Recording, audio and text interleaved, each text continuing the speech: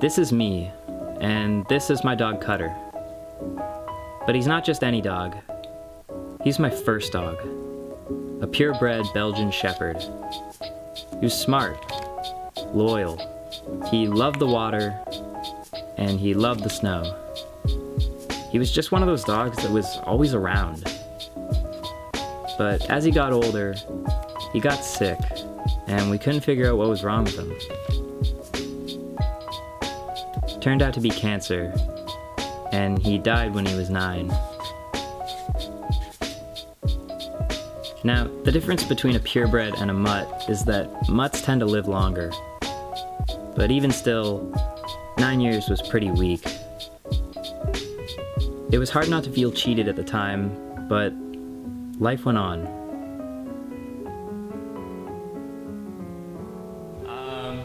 That's really cool.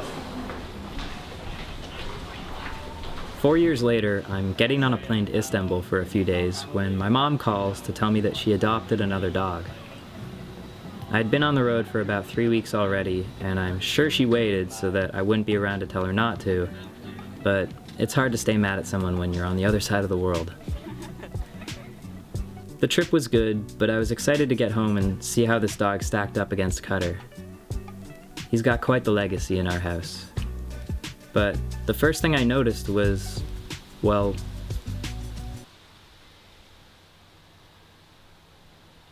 his name's Cole, but it's spelt the dumber of the two ways, so I just call him Colby.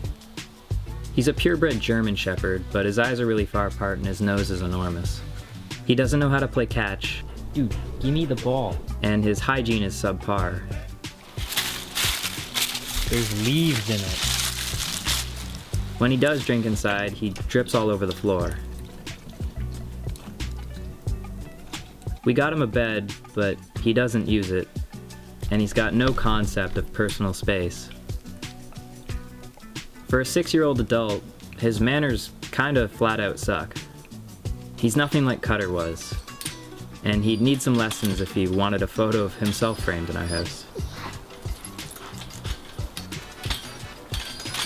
But honestly, if this is who he is, I don't want another dog. Dude, relax. Okay? Okay. Sit. Paw? No. Oh, almost. Okay, lay over. Okay, roll. Roll. Roll. Okay, up again. Yeah, we can do it. Okay. Up.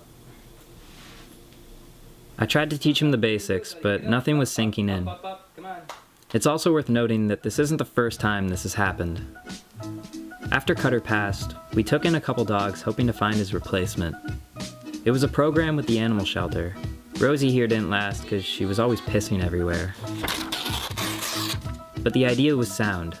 The dogs wouldn't be put down while a more permanent home was sourced for them, and we might get lucky and end up keeping one. It was a win-win. We didn't keep Buddy though. He barked at everything, which caused a lot of problems.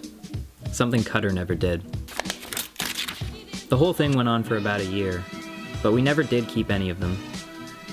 I think it was a combination of too much too soon and just bad matches. Scooter was okay, he was friendly enough. He was just really dumb. Unteachable. Nobody lived up to Cutter. He was hard to replace.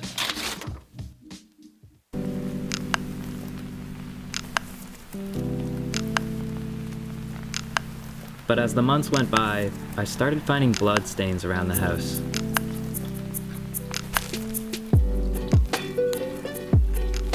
Colby was having nosebleeds, and my first thought was, I don't know if I could go through that again. He is 6 and a purebred after all. He did start to learn a few things, like how to fetch and catch, so he wasn't hopeless. But he was still no Cutter.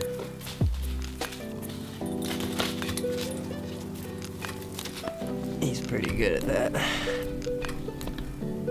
I had to make a decision soon, and though the nosebleeds stopped, he did something else that surprised me. You ready?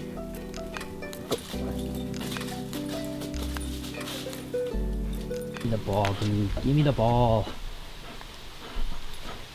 Colby, give me the ball. Cole. Colby. Cole.